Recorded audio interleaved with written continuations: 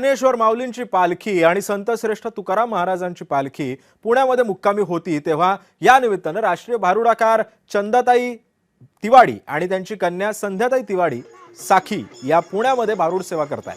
पर्यावरण दिंडीच्या माध्यमातून या दोन पिढ्या भारुडाचा वारसा पुढे चालवतात। या निमित्तानं प्रसिद्ध भारुडाकार मायलेकींसोबत गप्पा मारल्यात आमच्या प्रतिनिधींनी। पाहूया।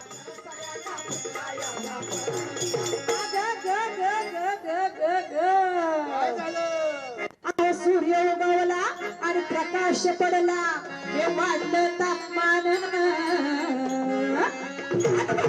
तापमान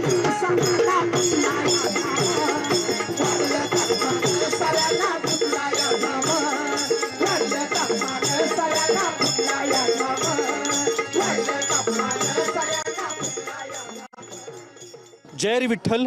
मी आता पुण्यामध्ये आहे आणि पुण्यामध्ये दोन्ही पालख्या मुक्कामाला आहेत।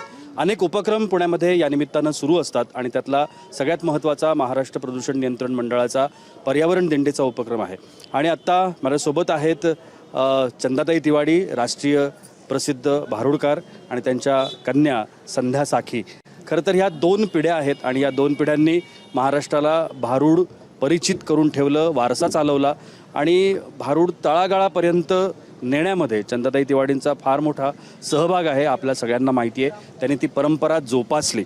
स्वागत आहे तुमचं दोघींचंही जय महाराष्ट्रामध्ये। रामकृष्ण हरी। चंदाताई, अनेक वर्ष लोटलेली आहेत, जनजागृतीचं काम तुम्ही या माध्यमातून केलं, जे संतांनी सांगितलं ते तुम्ही समाजापर्यंत नेऊन पोहोचवण्याचं कार्य केलं आहे। आत्ताच्या या घडीला काय भावना आहे? आता आम्हाला गतवर्षीप्रमाणे गेली जवळजवळ 11 वर्ष झाले आम्ही पर्यावरणाची वारी पंढरीच्या दारी ही वारीमध्ये आम्ही सेवा करतो। जी वारकऱ्यांच्यापर्यंत, ग्रामीण भागातून आलेल्या लोकांपर्यंत जे पर्यावरणाचं संतुलन ठेवायला पाहिजे, प्रदूषण आणि जीवहानी आणि घाणीमुळं आणि त्या प्लॅस्टिकमुळं आणि आपल्या काहीतरी बाहेरचं खाणं आणि हवामान या सगळ्यांची माहिती तळागाळापर्यंत गेली पाहिजे।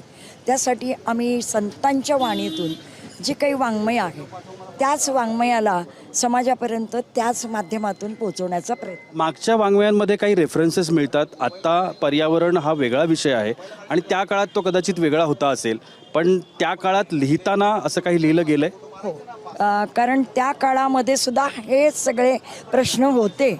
उलट याच्याहून जास्त